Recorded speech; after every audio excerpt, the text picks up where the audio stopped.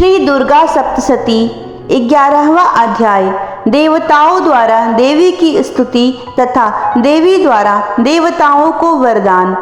मैं भुवनेश्वरी देवी का ध्यान करती हूँ। उनके श्री अंगों की आभा प्रभात काल के सूर्य के समान है और मस्तक पर चंद्रमा का मुकुट है। वे उभरे हुए स्तनों और 3 नेत्रों से युक्त हैं। उनके मुख पर मुस्कान की छटा छाई रहती है और हाथों में वरद, अंकुश, पाश एवं अभय मुद्रा शोभा पाते हैं। महर्षि मेधा कहते हैं, दैत्य के मारे जाने पर इंद्रादि देवता अग्नि को आगे करके कात्यायनी देवी की स्तुति करने लगे।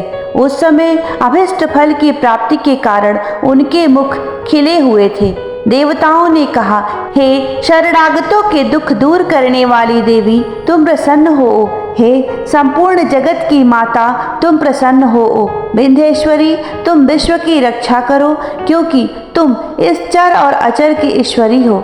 हे देवी, संपूर्ण जगत की आधार रूप हो, क्योंकि तुम पृथ्वी रूप में भी स्थित हो और अत्यंत पराक्रम वाली देवी हो। तुम विष्णु की शक्ति हो और विश्व की बीज परम माया हो और तुमने ही इस संपूर्ण जगत को मोहित कर रखा है।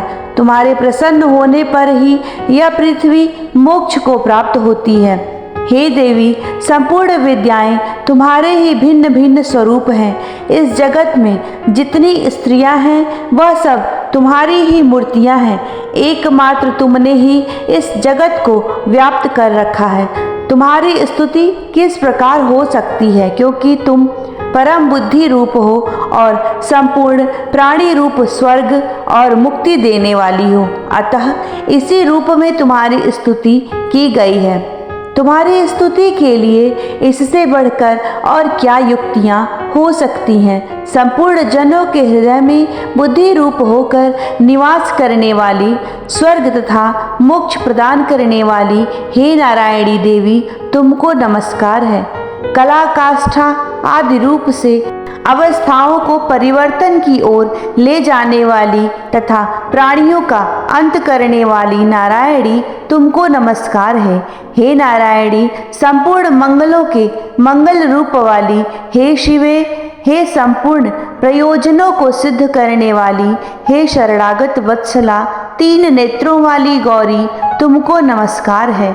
सृष्टि, स्थिति तथा संहारव की शक्तिभूता सनातनी देवी, गुणों का आधार तथा सर्व सुखमयी नारायणी, तुमको नमस्कार है। हे शरण में आए हुए शरणागतों, दीन दुखियों की रक्षा में तत्पर, संपूर्ण पीड़ाओं को हरने वाली नारायणी, तुमको नमस्कार है।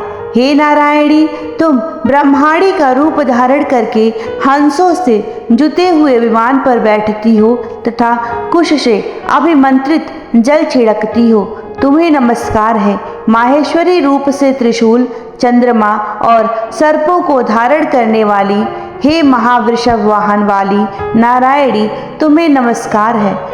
मोरों तथा मुकुटों से घिरी रहने वाली महाशक्ति को धारण करने वाली हे कौमारी रूपधारिणी निष्पाप नारायणी, तुम्हें नमस्कार है। हे शंख, चक्र, गदा, फर, श्रांग, धनुष रूप आयुधों को धारण करने वाली वैष्णवी शक्ति रूपा नारायणी, तुम हम पर प्रसन्न हो। तुम्हें नमस्कार है। हे दांतों पर पृथ्वी धारण करने वाली वाराह रूपिणी कल्याणमयी नारायणी, तुम्हें नमस्कार है। हे उग्र नृसिंह रूप से दैत्यों को मारने वाली, त्रिभुवन की रक्षा में संलग्न रहने वाली नारायणी, तुम्हें नमस्कार है।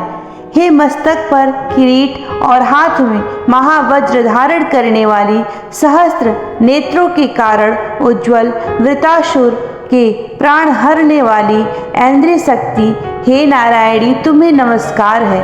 हे शिवदूती स्वरूप से दैत्यों के महामद को नष्ट करने वाली, हे घोर रूप वाली, हे महाशब्द करने वाली हे नारायणी, तुम्हें नमस्कार है। दाढ़ों के कारण विकराल मुख वाली, मुंड माला से विभूषित मुंड मर्दिनी, चामुंडा रूप नारायणी तुम्हें नमस्कार है। हे लक्ष्मी, लज्जा, महाविद्या, श्रद्धा, पुष्टि, स्वधा, ध्रुवा, महारात्रि तथा महाविद्या रूपा नारायणी तुमको नमस्कार है। हे मेधा, सरस्वती, सर्वोत्कृष्ट ऐश्वर्य रूपिणी पार्वती, महाकाली, नियंता तथा ईश रूपिणी नारायणी तुम्हें नमस्कार है। हे सर्वस्वरूप सर्वेश्वरी, सर्वशक्ति युक्त देवी, हमारी भय से रक्षा करो तुम्हें नमस्कार है। हे कात्यायनी, तीनों नेत्रों से भूषित यह तेरा सौम्य मुख सब तरह के डरों से हमारी रक्षा करे तुम्हें नमस्कार है।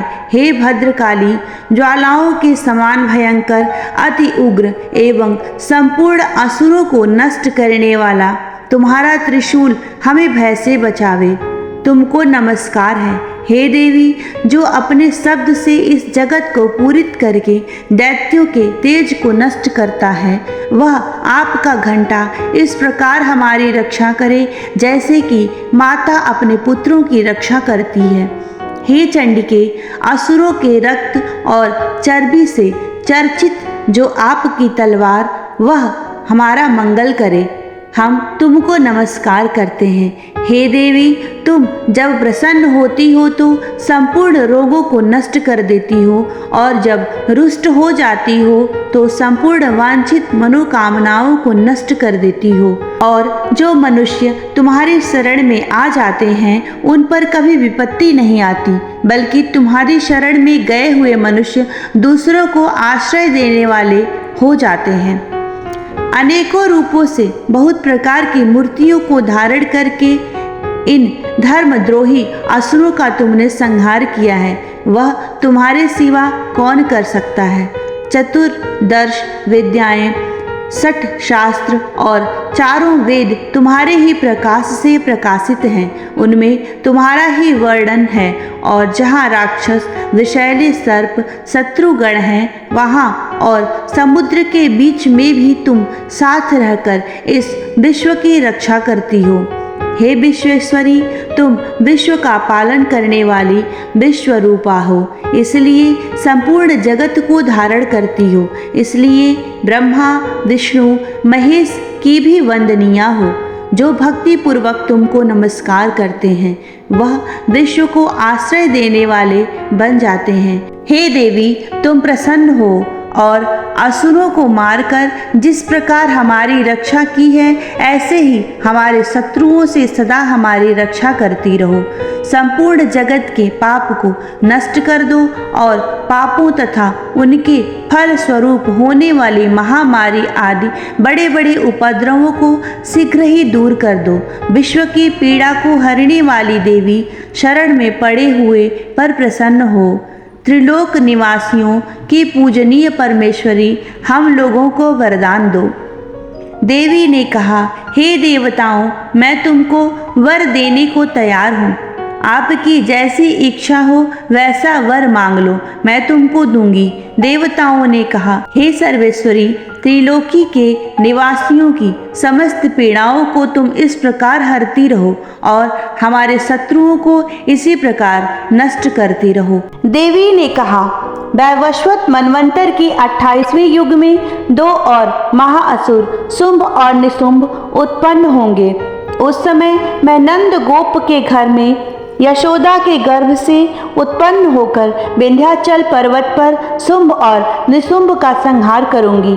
फिर अत्यंत भयंकर रूप से पृथ्वी पर अवतीर्ण होकर मैं वैप्रचित्ति नामक दानवों का नाश करूंगी। उन महाभयंकर असुरों को भक्षण करते समय मेरे दांत अनार पुष्प के समान लाल होंगे। इसके पश्चात स्वर्ग में देवता और पृथ्वी पर मनुष्य मेरी स्तुति करते हुए मुझे रक्तदंतिका कहेंगे। फिर जब 100 वर्षों तक वर्षा न होगी तो मैं ऋषियों की स्तुति करने पर आयोनिज नाम से प्रकट होंगी और अपने 100 नेत्रों से ऋषियों की ओर देखूंगी। अतः मनुष्य शताक्षी नाम से मेरा कीर्तन करेंगे। उसी समय मैं अपने शरीर से उत्पन्न हुए प्राणों की रक्षा करने वाले शाखों द्वारा सब प्राणियों का पालन करूंगी और तब इस पृथ्वी पर शाकंभरी के नाम से विख्यात होऊंगी और इसी अवतार में मैं दुर्ग नामक महाअसुर का वध करूंगी और इससे मैं दुर्गा देवी के नाम से प्रसिद्ध होऊंगी। इसके पश्चात जब मैं भयानक रूप से धारण करके हिमालय निवासी ऋषियों महर्षियों की रक्षा करूंगी, तब भीमा देवी नाम से प्रसिद्ध होऊंगी और फिर अरुण नामक असुर तीनों लोगों को पीड़ित करेगा। तब मैं असंख्य भ्रमरों का रूप धारण करके उस महादैत्य का वध करूंगी। तब स्वर्ग में देवता और मृत्यु लोक में मनुष्य मेरी स्तुति करते हुए मुझे भ्रामरी नाम से पुकारेंगे। इस प्रकार जब जब पृथ्वी राक्षसों से पीड़ित होगी, तब तब मैं अवतरित होकर शत्रुओं का नाश करूंगी। इस प्रकार श्री मार्कंडेय पुराण के सांवर्णिक मनवंतर के अंतर्गत देवी महात्म्य में देवी की स्तुति नामक 11वां अध्याय संपूर्ण हुआ। जय मां अम्बे।